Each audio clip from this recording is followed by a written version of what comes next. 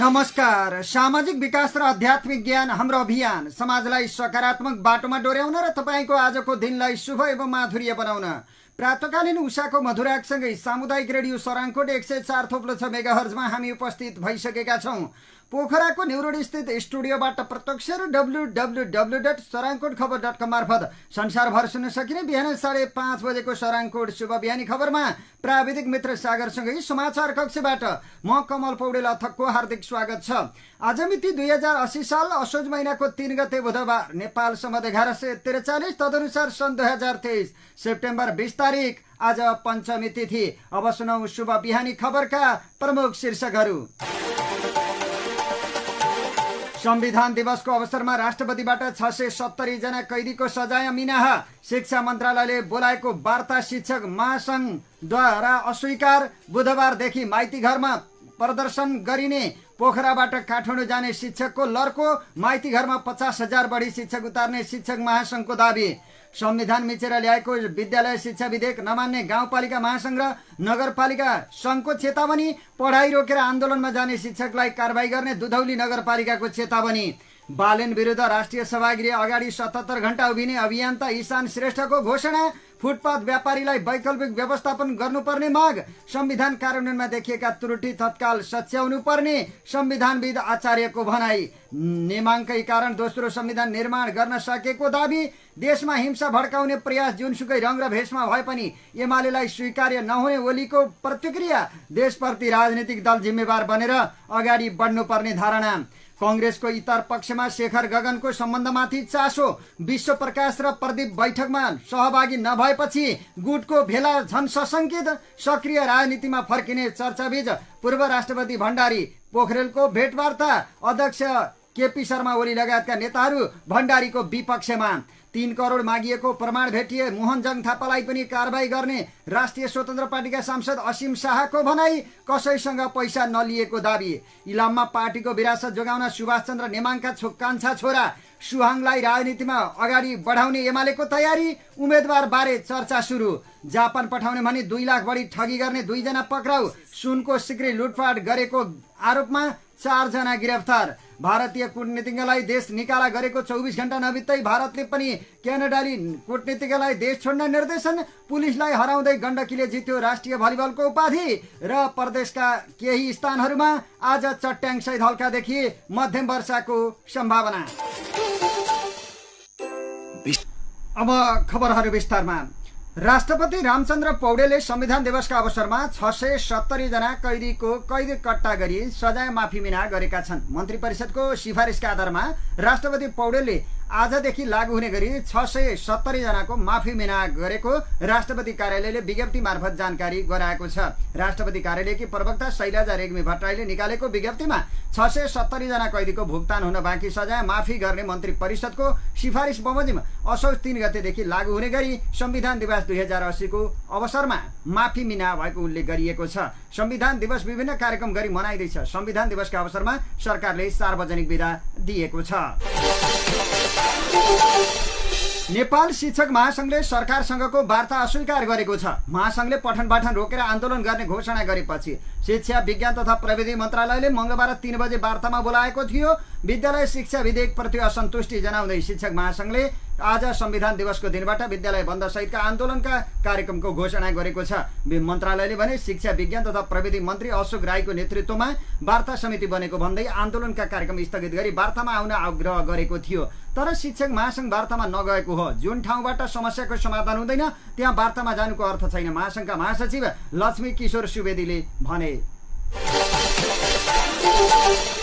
सरकारले संसदमा दर्ता गरेको विद्यालय शिक्षा विधेयकको विरोधमा आन्दोलन गर्न शिक्षकहरू देशभरबाट काठमाडौँतिर लागेका छन्। बुधबारदेखि पठन पाठन नगर्ने घोषणा गरेको नेपाल शिक्षक महासंघले 50,000 बढी शिक्षकलाई माइती घरमा उतार्ने दाबी गरेको हो। विगतका सहमति अनुसार विद्यालय शिक्षा विधेयक नआएकाले दबावमूलक आन्दोलन गर्न लागेको शिक्षक महासंघले जनाएको छ। आन्दोलनमा जान व्यवस्थापन गरेको बसमा पोखराबाट काठमाडौँ जाने शिक्षक नटाएपछि थप बस व्यवस्थापन गरेर शिक्षकहरू काठमाडौँतिर लागेका छन्।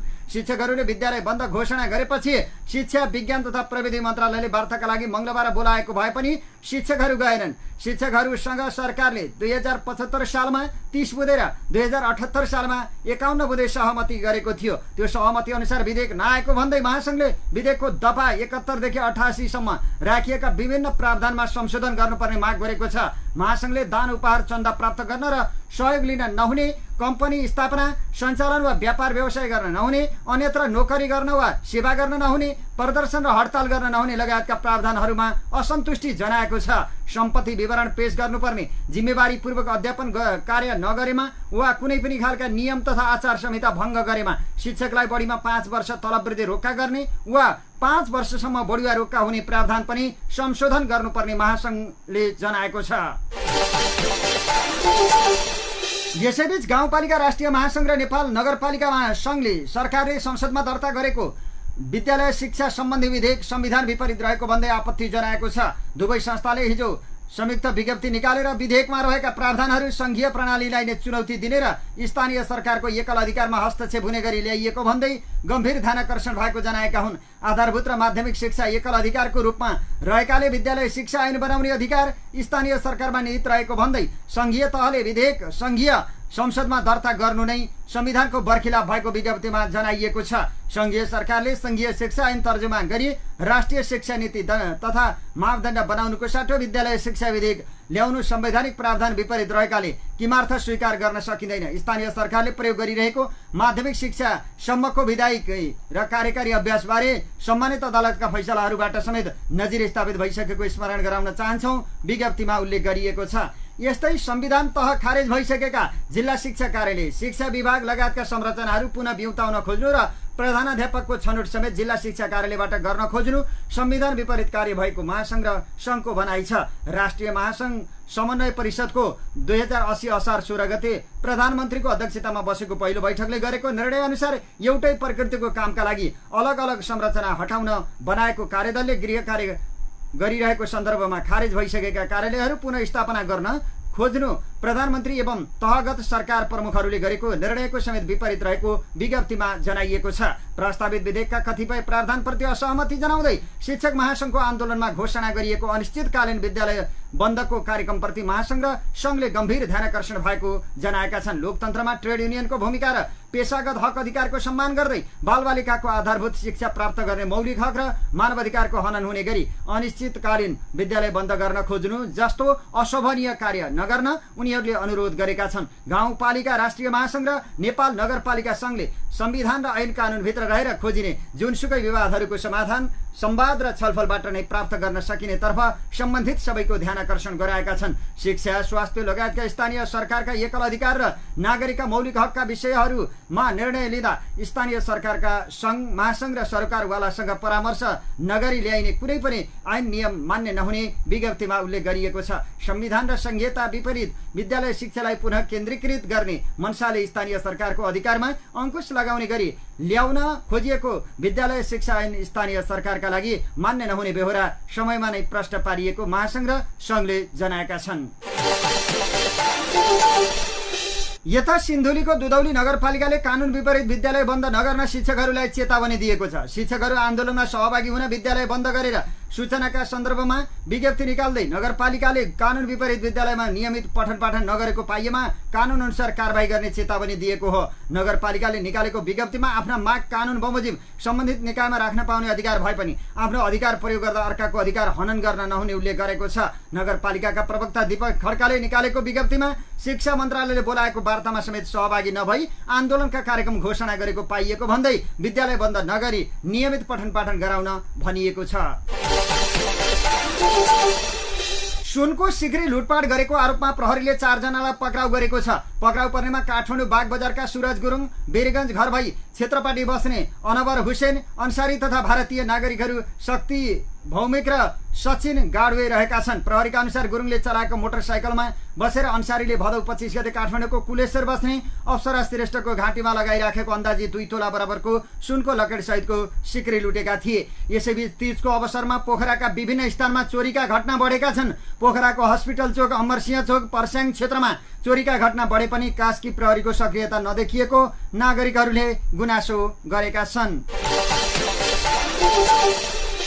काठमाडौँ महानगरपालिका र मेयर बालेन्द्र शाह विरुद्ध आफूलाई यी नामले चिनाउने अभियन्ता ईशान श्रेष्ठले आन्दोलन थालेका छन्। उनले मेयर बालेन्द्र शाहको कार्यालय अगाडि सभागृह अगाडि 77 घण्टासम्म उभिएर विरोध प्रदर्शन गर्ने घोषणा गरेका हुन्। मंगलबार दिउँसो 1 बजेदेखि राष्ट्रिय सभागृह अगाडि उभिएका उनले यो आन्दोलन शुक्रबार 6 बजेसम्म जारी रहने बताएका छन्। चुनावको समयमा बालेनले प्रतिज्ञा गरे अनुसार सडक विक्रेताहरूका लागि वैकल्पिक व्यवस्था नगरी धरपकडको नीति लिएको भन्दै यस्तो आन्दोलन गर्नु परेको उनको भनाइ छ।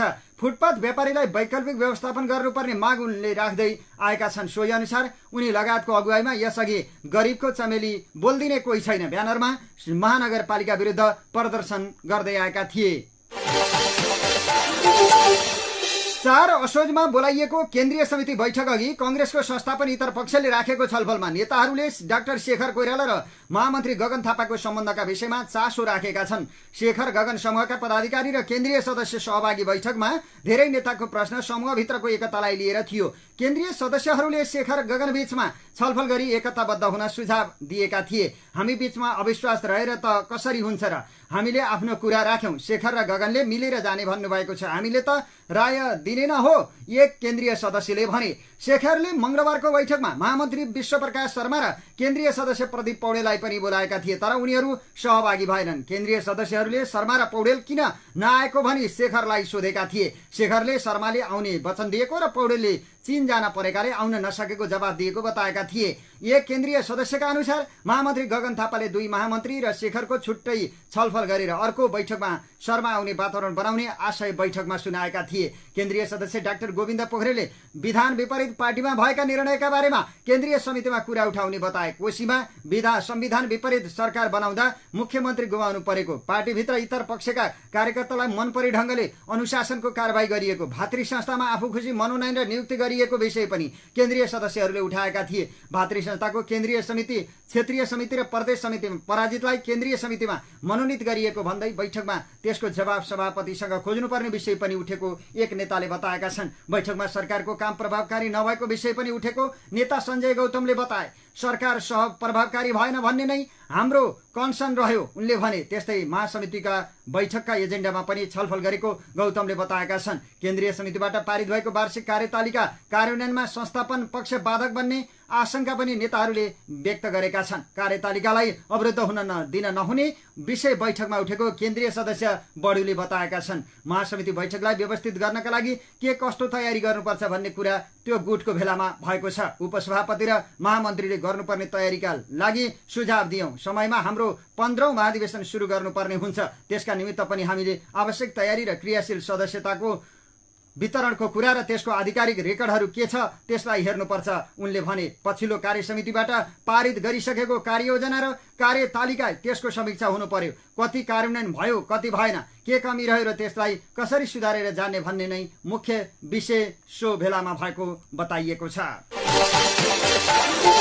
बिहानी खबरमा अब बाँकी खबरहरू। संविधानविद एवं पूर्व राजदूत नीलाम्बर आचार्यले नेपालको संविधान कार्यान्वयनमा देखिएका त्रुटिलाई तत्काल सच्याउनु पर्ने बताएका छन्। आचार्यले नेपालको संविधान कार्यान्वयनमा बाटो बिराएको उल्लेख गर्दै संवैधानिक अभ्यासको समीक्षा र संवैधानिक समीक्षा गर्नुपर्ने बेला आएको बताएका हुन्। मंगलबार एमाले पार्टी केन्द्रीय कार्यालय च्यासलमा आयोजना गरेको सुवास र संविधान विषयक प्रवचन कार्यक्रममा बोल्दै उनले सबैको भावनालाई समेटेर संविधान कार्यान्वयनको पाटोलाई सही बाटोमा ल्याउन सक्ने क्षमता भएका सुभाष नेमाङको निधनले ठूलो क्षति पुर्याएको बताएका छन्। उनले नेमाङकै कारण दोस्रो संविधान सभाले नेपालको संविधान निर्माण गर्न सकेको दावी समेत गरे। संविधानविद आचार्यले नेमाङलाई नेपालको संविधान, लोकतन्त्र, संवैधानिक सर्वोच्चता र कानूनी राज्य मान्ने जो कोहीले पनि सदा सम्झिरहने बताए। उनले नेमाङले अरूको प्रभाव नगरी संविधान निर्माणमा योगदान गरेको पनि बताएका छन्। उनले भने देशका सबै पार्टीहरूले आफ्ना निकटतम मित्र गुमाएको अनुभव गरेका छन् भन्ने कुरा यस बीचका दिनहरूले देखाइसकेका छन्। सुभाषजी एमालेका नेता हुनुहुन्थ्यो, तर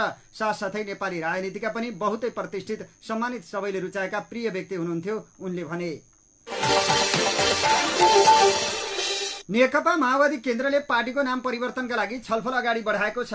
गत भदौ 25 गते बसेको माओवादी पदाधिकारी बैठकले पार्टीको नाम परिवर्तनका लागि छलफल थाल्न कार्यकर्तालाई निर्देशन दिँदै नाम परिवर्तनबारे आगामी महाधिवेशनमा निर्क्युल गर्ने निर्णय गरेको हो। पदाधिकारी बैठकको निर्णयबारे भदौ 30 गते सर्कुलर जारी गर्दै माओवादी केन्द्रले अरू कम्युनिस्ट पार्टीहरूसँग एकताका लागि छलफल भइरहेको उल्लेख गरेको छ।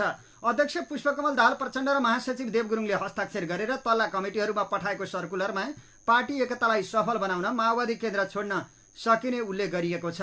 नेपाल कम्युनिस्ट पार्टी, माओवादी केन्द्र र अन्य कम्युनिस्ट घटकहरूसँग पार्टी एकताको विषयमा गम्भीर ढंगले वार्ता, संवाद र छलफल भइरहेको सन्दर्भमा पार्टी एकतालाई सफल तुल्याउनका लागि नेपाल कम्युनिस्ट पार्टीको पछाडि कोष्टकमा रहेको माओवादी केन्द्रको बारेमा आगामी महाधिवेशनमा छलफल गरी आवश्यक निर्णय गर्न सकिनेछ सर्कुलरमा उल्लेख गरिएको छ। माओवादीको गत साउन 16 देखि 21 गतेसम्म काठमाडौँमा बसेको केन्द्रीय कमिटी बैठकले अरू कम्युनिस्ट पार्टीहरूसँग एकताका लागि छलफल गर्न उपाध्यक्ष कृष्णबहादुर महरालाई संयोजक तोकेको थियो। महराले केन्द्रीय कमिटी बैठक अघिदेखि नै नेत्रविक्रम चन्द विप्लव नेतृत्वको नेकपालाई पार्टीमा ल्याउने प्रयास गरेका थिए, तर विप्लवलाई माओवादीमा ल्याएर जिम्मेवारी दिँदा पार्टीभित्रकै एउटा समूह भड्किने डर भएको भन्दै प्रधानमन्त्री समेत रहेका अध्यक्ष प्रचण्डले महाधिवेशनसम्म पार्टी एकताको काम थाती राख्न निर्देशन दिएका थिए। माओवादीले पूर्व माओवादी र अरू साना कम्युनिस्ट दलहरू पार्टीहरूसँग एकताको प्रक्रिया अगाडि बढाउने निर्णय पनि केन्द्रीय कमिटीको बैठकमा गरेको थियो। यस अघि 2075 सालमा एमालेसँग एकीकरण गर्दा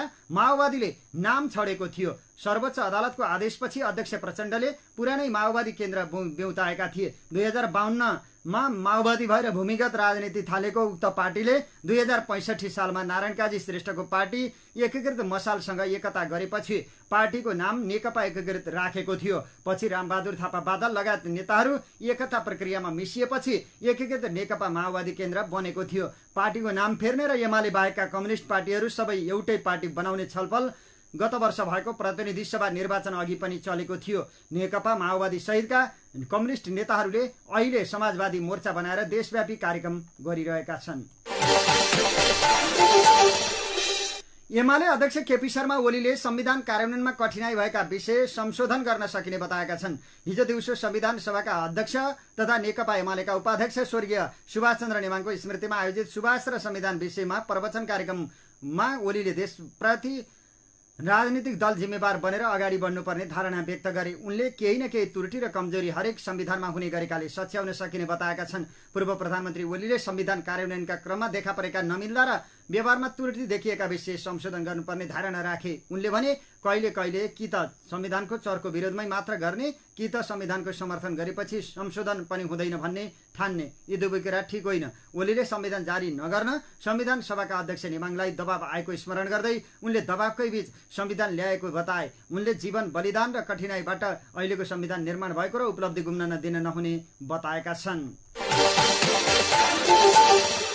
नेकपा एमालेका महासचिव शंकर पोखरेल र पूर्व राष्ट्रपति विद्यादेवी भण्डारी बीच भेटवार्ता भएको छ। हिजो दिउँसो एमाले महासचिव पोखरेल भण्डारीलाई भेट्न उनको निजी निवास पुगेका थिए। भण्डारी राष्ट्रपतिको भूमिकाबाट बाहिरिएपछि पुनः एमालेको राजनीतिमा फर्किने चर्चा भइरहँदा भएको भेटबारे धेरैले चासो व्यक्त गरेका छन्। भण्डारीसँगको भेटवार्ताबारे पोखरेल स्वयंले फोटो सार्वजनिक गरेका हुन्। चीन भ्रमण पश्चात पूर्व राष्ट्रपतिको भेटघाट भण्डारीसँगको फोटो सार्वजनिक गर्दै पोखरेलले सामाजिक सञ्जालमा लेखेका छन्। नेकपा एमालेकी पूर्व उपाध्यक्ष समेत रहेकी भण्डारी राजनीतिमा सक्रिय हुने तयारीमा रहेकी छन्, तर उनले चाहे जस्तो पार्टीमा सहजै सक्रिय हुने अवस्था बन्न सकेको छैन। एमालेको सक्रिय राजनीति मार्फत अध्यक्ष बनेर देशकै पहिलो महिला प्रधानमन्त्री बन्ने गरी राजनीतिमा आउन लागेकी भण्डारीलाई रोक्न एमाले भित्र पनि एउटा पंक्ति तयार अवस्थामा रहेको छ। एमाले भित्र पार्टी अध्यक्ष केपी शर्मा ओली लगायतका नेताहरू भण्डारीको विपक्षमा रहेका छन् भने उपाध्यक्ष विष्णु पौडेल लगायतका नेताहरूमाथि भने भण्डारीलाई राजनीतिमा पुनः सक्रिय बनाउन लागेको आरोप लाग्ने गरेको छ। त्यसो त उपाध्यक्ष पौडेल र महासचिव पोखरेल दुवै अध्यक्ष ओलीका विश्वास पात्र मानिन्छन्। ओलीसँग मात्र नभएर भण्डारीसँग पनि पोखरेल र पौडेलको सामिप्यता उत्तिकै रहेको एमाले नेताहरूले बताएका छन्। बिहानी खबरमा अब बाँकी खबरहरू। पोखराका पर्यटन व्यवसायीहरूले पोखराको पर्यटन प्रवर्धनमा प्रदेश सरकारको भूमिकाको खोजी गरेका छन्। पर्यटन उद्योग, वन तथा वातावरण मन्त्रालयद्वारा हिजो पोखरामा आयोजित पोखराको पर्यटन अवसर र चुनौती विषय कार्यक्रममा उनीहरूले सुकुराको खोजी गरेका हुन्। फेवातालको बारेमा सर्वोच्चले दिएको आदेशमा प्रदेश सरकारको धारणा के हो? पोखरामा विमानस्थल बनेको छ, जहाज उडेको खोइ, प्रदेशको राजधानीमा मन्त्रीका झण्डा हल्लिन्छन्, सडक जताततै खाडलै खाडल छ। प्रदेश सरकारको धारणा के हो भन्दै उनीहरूले मुख्यमन्त्री सुरेन्द्र पाण्डेसँग जिज्ञासा राखेका थिए। उनीहरूले प्रदेशको औचित्य पुष्टि हुने काम गर्न पनि मुख्यमन्त्रीलाई सुझाव दिएका छन्। यहाँ प्रदेश सरकार र पर्यटन मन्त्रालय भएर पनि हामीले त्यसको अनुभूति गर्न पाएनौं, उनीहरूले भने। सो अवसरमा पर्यटन व्यवसायी टीकाराम सापकोटाले पोखराको पर्यटनमा आधारित कार्यपत्र प्रस्तुत गरेका थिए। राष्ट्रिय स्वतन्त्र पार्टीका सांसद असीम शाहले पार्टीले संसद र मन्त्री बनाउन कसैसँग पैसा नलिएको दावी गरेका छन्। चलचित्र र विज्ञापन बनाउँदै पहिले देश बनाऊ भनेर म राजनीतिमा लागे। पार्टीले न सांसद न त मन्त्री बन्न नै पैसा मागेको छ। यस्तो नीति नै छैन। मन्त्री बनाउन पार्टीले पैसा मागेको कुरा सही हुन सक्दैन। नेपाली रेडियो नेटवर्कको कार्यक्रम नेपाली बहसका लागि ऋषि धमलासँग हिजो उनले भनेका हुन्। राष्ट्रिय स्वतन्त्र पार्टीका पूर्व सांसद ढाका कुमार श्रेष्ठलाई कसैले बेवकुफ बनाएको शाहले बताए। उनले भने उहाँसँग कसले र कसरी पैसा माग्यो त्यो उहाँलाई नै थाहा होला। उहाँलाई कसैले बेवकुफ बनायो होला। उहाँ कहिले कोर टिम भन्नुहुन्छ, कहिले मोहनजङ थापा भन्नुहुन्छ, कहिले मेरो अडियो होइन भन्नुभयो, कहिले के भन्नुभयो। आफ्नै बयान फेरिरहनु भएको छ। अनुशासन समितिमा संरक्षण गर्नु पर्यो यो भन्नुभएको थियो, तर हामीले गरेनौं। बदनियतपूर्ण तरिकाले पैसा मागेको सबुत प्रमाण देखिए थापालाई पनि कारबाही हुन्छ भनेर पार्टीले विज्ञप्ति निकालिसकेको छ। भ्रष्टाचार विरुद्धको शून्य सहनशीलताको अभियान चलिरहेका बेला कसैलाई संरक्षण गर्ने कुरै भएन। सरकारले भ्रष्टाचारका फाइल खोले पनि परिणाम नआएको उनको टिप्पणी छ। नेकपा एमालेका उपाध्यक्ष सुभाष चन्द्र नेमाङको निधन भएपछि प्रतिनिधि सभा अन्तर्गत इलाम निर्वाचन क्षेत्र नम्बर 2 रिक्त भएको छ। संविधान सभाका अध्यक्ष पूर्व सभामुख तथा पूर्व कानून न्याय तथा संसदीय मामला मन्त्री लेखा समितिको सभापतिको जिम्मेवारी सम्हालेका नेमाङको गत मंगलबार हृदयघातका कारण 71 वर्षको उमेरमा निधन भएको थियो। नेमाङ प्रतिनिधि सभा सदस्य निर्वाचन 2079 मा इलाम 2 बाट निर्वाचित भएका थिए। नेमाङको निधनपछि रिक्त रहेको उक्त क्षेत्रमा अब उपनिर्वाचन हुनेछ। निर्वाचन आयोगले उपनिर्वाचन मार्फत रिक्त स्थानको पदपूर्ति गर्ने तयारी गरिरहेको छ। आयोगले उपनिर्वाचनको तयारी बारे सरकारसँग छलफल भइरहेको बताएको छ। आगामी माघमा राष्ट्रिय सभाको पनि निर्वाचन गर्नुपर्ने हुँदा त्योभन्दा अगाडि नै उपनिर्वाचन गराउन सम्भव नभएको आयोगले बताएको छ। रिक्त रहेको क्षेत्रमा निर्वाचनको मिति तय नभए पनि नेताहरूबीच आसन्न उपनिर्वाचनलाई लिएर उम्मेद्वार बारे चर्चा सुरु भएको छ। उपनिर्वाचनमा सुभाष नेमाङकै परिवारबाट उम्मेद्वार उठाउने वा अन्य नेतालाई उम्मेद्वार बनाउने भन्ने बारे एमालेमा सामान्य छलफल सुरु भएको उच्च स्रोतले बताएको छ। स्वर्गीय नेमाङका 4 सन्तान मध्ये कान्छा छोरा सुहाङ मात्रै सामान्य राजनीतिमा संलग्न रहेका छन् भने अरू सन्तान भोटरको रूपमा मात्रै रहेका छन्। सुभाष जस्तै उनका छोरा सुहाङ पनि पेशाले कानून व्यवसायी हुन्। उनले बाबुको विरासत जोगाउँदै कानून व्यवसाय अँगाल्दै आएका छन्। नेताहरूले सम्भावित उम्मेद्वारको बारेमा चर्चा गरिरहँदा स्वयं सुहाङले पनि राजनीतिमा आउने संकेत गरेका छन्। भदौ 30 गते सुभाष नेमाङको निधनमा संवेदना व्यक्त गर्न निजी निवास बालुवाटार पुगेका एमाले उपाध्यक्ष विष्णुप्रसाद पौडेल नेतृत्वको टोलीलाई धन्यवाद दिँदै सुहाङले बाबुले पूरा गर्न बाँकी रहेका कामहरू पूरा गर्न पार्टीले सपोर्ट र आत्मबल दिनेमा आफू विश्वस्त रहेको बताउँदै राजनीतिमा आउने जनाउ दिइसकेका छन्। जापानमा वैदेशिक रोजगारीमा पठाउने भनी 2,70,000 रुपियाँ लिई सम्पर्कविहीन रहेका 45 वर्षीय राजकुमार गुरुङ र 28 वर्षीय उदय गुरुङलाई प्रहरीले पक्राउ गरेको छ। काठमाडौँ उपत्यका अपराध अनुसन्धान कार्यालयका प्रवक्ता रविन्द्र रेग्मीका अनुसार स्थायी घर खोटाङ भई हाल काठमाडौँ मैतीदेवी बस्ने राजकुमार गुरुङ समेतले टेक प्रसाद गौतमलाई जापानमा कुकको काममा लगी 15 लाख रुपियाँ लाग्ने र त्यहाँ मासिक 1 लाख रुपियाँ भन्दा धेरै तलब हुने विश्वास देखाई प्रलोभनमा पारेका थिए। पीडितबाट पटक गरी 2,70,000 रुपियाँ रकम लिई मंगलबार घट्टे कुलोबाट पक्राउ गरी थप अनुसन्धान तथा कारबाहीका लागि वैदेशिक रोजगार विभाग पठाइएको प्रहरीले जनाएको छ।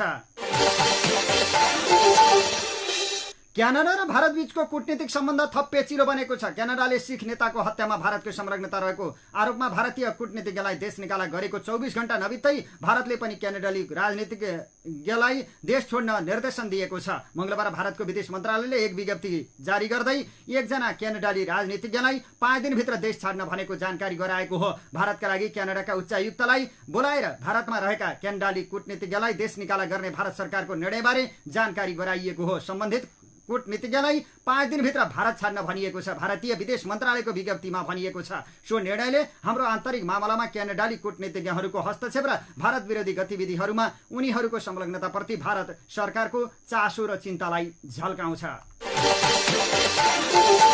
खबरमा अब बाँकी खबरहरू। हिन्दूहरूको आस्थाको केन्द्र पशुपतिनाथ मन्दिरको गर्भगृहमा राखिएको जलहरीमा भएको भनिएको भ्रष्टाचारका विषयमा अख्तियार दुरुपयोग अनुसन्धान आयोगले छानबिन प्रक्रिया अगाडि बढाइरहेको बेला पशुपति क्षेत्र विकास कोषका अधिकारीहरूले यस विरुद्ध दौडधोप थालेका छन्। अख्तियारले पूर्वाग्रहीपूर्ण ढंगले मुद्दा दायर गर्ने तयारी गरेको जिकिर गर्दै कोषका सदस्य सचिव डाक्टर मिलन कुमार थापाको अगुवाईमा राष्ट्रपति कार्यालयदेखि प्रधानमन्त्री कार्यालयसम्म निवेदन परेको हो। थापाले नै सत्य तथ्य छानबिनको माग गर्दै राष्ट्रपति कार्यालय, उपराष्ट्रपतिको कार्यालय, प्रधानमन्त्री तथा मन्त्री परिषदको कार्यालय र संसद सचिवालय समितिमा निवेदन दिएका हुन्। थापाले संवैधानिक निकायबाट भएको छानबिनलाई चुनौती दिँदै राष्ट्रपति कार्यालयदेखि प्रधानमन्त्री कार्यालय र संसद सचिवालयसम्म निवेदन दिएका हुन्। निवेदनमा उक्त जलहरी तत्कालीन प्रधानमन्त्री केपी शर्मा ओलीको प्रत्यक्ष निर्देशनमा राखिएको र यसमा कुनै कमजोरी नभएको जिकिर गरिएको छ। निवेदनमा पशुपतिनाथको गर्भगृहमा रहेको शिवलिङ्गमा विक्रम सम्वत 1838मा रणबहादुर शाहको पालामा चाँदीको जलहरी स्थापित भएको र उक्त चाँदीको जलहरी विक्रम सम्वत 2000 जलहरीपछि 2024 सालमा मर्मत गरिएको उल्लेख गरिएको छ। शिवलिङ्गको पिठिकामा राखिएको चाँदीको जलहरीमा धेरै फाटेर दैनिक पञ्चामृत पूजा गर्दा उक्त पदार्थ छिर्न गई गर्भगृह नै गन्धा आउने भएपछि चाँदीको एकभन्दा माथि 2077 सालको शिवरात्रि ताका सुनको जलहरी स्थापना गरिएको निवेदनमा उल्लेख गरिएको छ। तत्कालीन राष्ट्रपति विद्यादेवी भण्डारीले 2077 साल फागुन 12 गते विशेष पूजा गरी जीर्ण चाँदीको जलहरीमाथि सुनको जलहरी स्थापना गरेकी थिइन्। उक्त जलहरी नेपाली सेनाको रहबर र निगरानीमा सशस्त्र प्रहरी बल, नेपाल प्रहरीको प्रत्यक्ष सुरक्षा र सीसी क्यामेराको निगरानीमा र पशुपतिनाथका भण्डारीहरू, मूलभट्ट लगायतका अन्य पशुपतिका भट्टहरू, तत्कालीन पर्यटन मन्त्री भानुभक्त ढकाल, पर्यटन सचिव यादव कोइराला, तत्कालीन कोषका सदस्य सचिव प्रदीप ढकाल, तत्कालीन कोषाध्यक्ष मिलन कुमार थापा, परिषद सदस्य भगवती देव लगायत सबै परिषद सदस्य लगायतको समितिले कार्य सम्पन्न गरेको थियो। सुनको जलहरी 108 किलोको राख्ने योजना अनुसार नेपाल राष्ट्र बैंकबाट 103 किलो 773 ग्राम सुन खरिद भएको थियो, जसमा सुन खरिद गर्ने प्रक्रियादेखि जलहरी राख्ने कार्य पूरा नहुन्जेल नेपाल सरकारका सम्पूर्ण सुरक्षा निकायको सहभागिता रहेको थियो। जलहरी बनाउँदै जाँदा 96 किलो 822 ग्रामको जलहरी निर्माण भएको र बाँकी सुन जलहरी माथि सुनको पेटी बनाएर राखिएको थापाको दाबी छ। तर यस बीचमा सुनको जलहरी निर्माण गर्ने कार्य रोक्न तत्कालीन अवस्थामा सर्वोच्च अदालतमा रिट दायर भएको थियो। उक्त रिटले अन्तरिम आदेशका लागि छलफल बोलाउनु भन्दा अघि नै हतारले जलहरी रोक्ने काम कोषका अधिकारीहरूबाट भएको थियो। तर जलहरी 96 किलो मात्र भएको र बाँकी सुन हराएको भन्दै उजुरी परेको थियो। उजुरीपछि अख्तियार दुरुपयोग अनुसन्धान आयोगले जलहरी निर्माणमा संलग्न प्राय सबैको बयान लिई सुन समेत पुनः नाप जाँच गरिसकेको अवस्थामा तौल र सुनको शुद्धता नाप गरिसकेको छ। 2080 असार 10 गते जोख्ने र सुनको शुद्धता परीक्षण गर्दा नेपाल राष्ट्र बैंकबाट खरिद गरिए अनुसारको तौल र शुद्धता पुगेको भए पनि आयोगले हाल पुनः अनुचित ढंगबाट बयान लिने, बयानका प्रश्नहरूमा सुन हराएकोले किन कारबाही नगर्ने, किन मुद्दा दायर नगर्ने भन्दै मानसिक रूपमा दबाव दिने कार्य गरेको उजुरीमा उल्लेख गरिएको छ। राज्यको संवैधानिक निकायले राज्य र पशुपतिनाथमा सेवा गर्नेहरूलाई अनावश्यक ढंगबाट तनाव दिने कार्य गरेकाले राष्ट्रपति कार्यालयदेखि संसद सचिवालयसम्म उजुरी पेश गर्नु परेको निवेदनमा जनाइएको छ। चराङपुर खबरमा अब खेल प्रसंग। गण्डकी प्रदेशले लामाचौर कप राष्ट्रिय भलिबल प्रतियोगितामा पुरुषतर्फको उपाधि जितेको छ।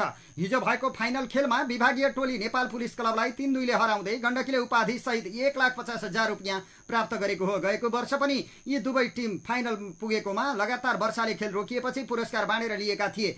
लाइट प्रोटेस्ट का कारण सोमबारको फाइनल 1-1 सेटको बराबरी पछि सरेको थियो। लामाचौरका इन्द्रराज्य लक्ष्मी मावि परिसर भलिबल कोर्टमा भएको फाइनलमा पहिलो सेट 25-23 ले जित्दै अग्रता लिएको पुलिसले दोस्रो सेट भने गुमायो। दोस्रो सेट गण्डकीले 25-19 ले जित्यो। यस्तै तेस्रो सेट फेरि पुलिसले 25-21 ले जिते पनि पछिल्ला 2 सेट गुमाउँदा उपाधिबाट वञ्चित बनेको हो। गण्डकीले चौथो सेट 28-26 र अन्तिम सेट 15-11 ले जितेको हो। उपविजेता बनेको पुलिसले पुरस्कार स्वरूप 1 लाख रुपियाँ प्राप्त गरेको छ। सशस्त्र प्रहरी बलको एपीएफ क्लब तेस्रो हुँदै 50,000 रुपियाँ पाएको हो। प्रतियोगितामा गण्डकीका रवि केसी सर्वोत्कृष्ट खेलाडी घोषित भए। यस्तै गण्डकीका हरि पाण्डे बेस्ट ब्लकर, किरण गुरुङ बेस्ट स्पाइकर र रमेश केसी बेस्ट कोच बने। पुलिसका कुलबहादुर थापा बेस्ट सर्भर, अभिषेक थापा बेस्ट सेटर र भीम गाहा बेस्ट लिबेरो घोषित भएको रेफ्री टहल सिंह थापाले बताएका छन्। पुरुषतर्फ उपविजेतामा सीमित भए पनि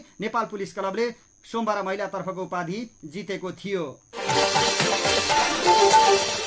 चराङपुर शुभ बिहानी खबरको अन्त्यमा अब मौसम। हाल मनसुनको न्यून चापीय रेखा सरदर स्थानको दक्षिणतिर अवस्थित रहेको छ, जसको प्रभावले देशका पहाडी भूभागका थोरै स्थानहरूमा र बाँकी भूभागका 1-2 स्थानमा चट्याङ सहित हल्कादेखि मध्यम वर्षाको सम्भावना रहेको मौसम पूर्वानुमान महाशाखाले जनाएको छ। आज दिउँसो देशभर आंशिकदेखि सामान्य बदली रहनेछ। कोशी, बागमती, गण्डकी र लुम्बिनी प्रदेशका केही स्थानहरूमा र बाँकी प्रदेशका थोरै स्थानहरूमा चट्याङ सहित हल्कादेखि मध्यम वर्षाको सम्भावना रहेको छ। राति देशका पहाडी भूभागका थोरै स्थानहरूमा र बाँकी भूभागका 1-2 स्थानमा चट्याङ सहित हल्कादेखि मध्यम वर्षाको सम्भावना रहेको महाशाखाले जानकारी दिएको छ। सराङकोट शुभ बिहानी खबरको अन्त्यमा प्रमुख खबरका शीर्षकहरू फेरि एकपटक। संविधान दिवसको अवसरमा राष्ट्रपतिबाट 670 जना कैदीको सजाय मिनाह। शिक्षा मन्त्रालयले बोलाएको वार्ता शिक्षक महासंघ बुधबारदेखि माइती घरमा प्रदर्शन गर्ने।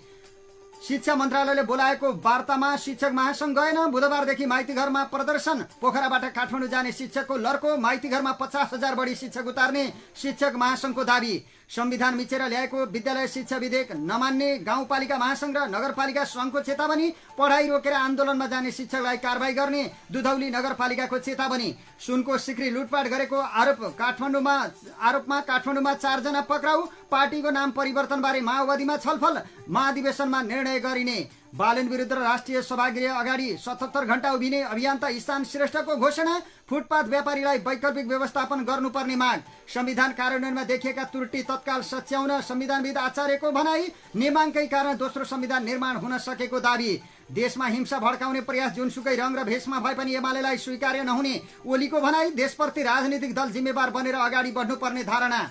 कांग्रेसको इतर पक्षमा शेखर गगनको सम्बन्धमाथि चासो। विश्व प्रकाश र प्रदीप बैठकमा सहभागी नभएपछि गुटको भेला झन सशंकित। सक्रिय राजनीतिमा फर्किने चर्चाबीच पूर्व राष्ट्रपति भण्डारी पोखरेलको भेटवार्ता। अध्यक्ष केपी शर्मा ओली लगायतका नेताहरू भण्डारीको विपक्षमा। 3 करोड मागिएको प्रमाण भेटिए मोहनजङ थापालाई पनि कारबाही गर्ने राष्ट्रिय स्वतन्त्र पार्टीका सांसद असीम शाहको भनाई। कसैसँग पैसा नलिएको दावी। इलाममा पार्टीको विरासत जोगाउन सुभाष चन्द्र नेमाङका कान्छा छोरा सुहाङलाई राजनीतिमा अगाडि बढाउने एमालेको तयारी। उम्मेदवार बारे चर्चा सुरु। जापान पठाउने भनी 2 लाख रुपैयाँ ठगी गर्ने 2 जना पक्राउ। भारतीय कूटनीतिज्ञलाई देश निकाला गरेको 24 घण्टा नबित्दै भारतले पनि क्यान्डली कूटनीतिज्ञलाई देश छोड्न निर्देशन। पुलिसलाई हराउँदै गण्डकीले जित्यो राष्ट्रिय भलिबलको उपाधि। र प्रदेशका केही स्थानहरूमा चट्याङ सहित हल्कादेखि मध्यम वर्षाको सम्भावना। हवस् त अहिलेलाई सराङकोट शुभ बिहानी खबरहरूको क्रममा यही सकिएको छ। अबको केही बेरमा नेपाली बहस लिएर उपस्थित हुने नै छौं। तबसम्मको लागि प्राविधिक मित्र सागरसँगै समाचार कक्षबाट म कमल पौडेल अथक बिदा चाहन्छु। नमस्कार, शुभ दिन।